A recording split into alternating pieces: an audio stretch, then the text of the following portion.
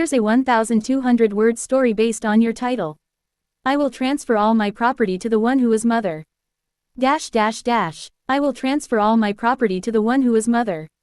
The lawyer's pen hovered over the paper. Are you sure about this, Mrs. Qureshi? He asked, looking up over his glasses. Fatima Qureshi, 76 years old, smiled faintly. Yes, Mr. Rahman. I've never been more certain of anything in my life. He nodded slowly and began to write, his pen scratching softly across the will that would soon change everything. 1. The House and the Hearts Within. For 40 years, the house on Kashmir Road had stood tall, 3 stories of weathered brick, green shutters, and a courtyard filled with marigolds. Fatima's late husband, Rashid, had built it with his own hands, promising her that one day it would belong to their children. They had 3, Asim, the eldest and most ambitious, Hira, soft-spoken and gentle, and Nabil, the youngest, who had left for Dubai years ago and rarely called anymore. After Rashid's death, Fatima lived quietly, tending to her garden, praying at dawn, and waiting for the rare days when her children came home. But as she grew older, those visits became shorter. Asim would come with his phone glued to his ear, always busy with clients. Hira, who lived just 15 minutes away, visited only on Eid. And Nabil, well, she couldn't even remember the last time she'd seen him. Yet someone else had come to fill the silence. 2. The woman in the courtyard. Shamam, her neighbor's widow, had started visiting after Rashid's funeral. She would bring tea, help with laundry, and sit beside Fatima in the evenings, talking about everything from politics to prayer. Over the years, Shamam became like a shadow of Fatima's own soul, always present, never asking for anything. When Fatima's arthritis worsened, Shamam began cooking for her, bathing her, even massaging her swollen legs without complaint. Why do you do all this for me? Fatima once asked, her voice thick with emotion. Shamam smiled, tucking her dupatta over her head. Because you remind me of my own mother. And because love doesn't need a reason. From that day onward, Fatima started calling her, Betty, daughter.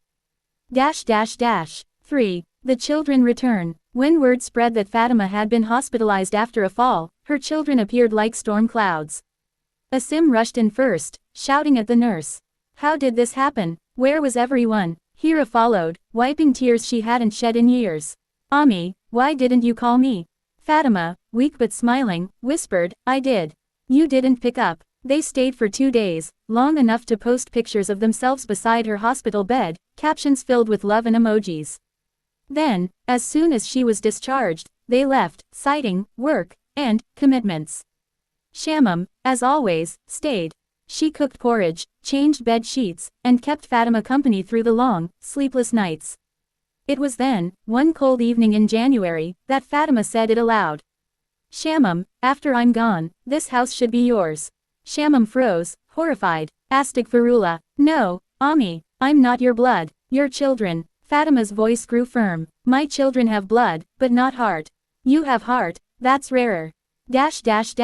4. The announcement. A month later, Fatima invited her children to dinner.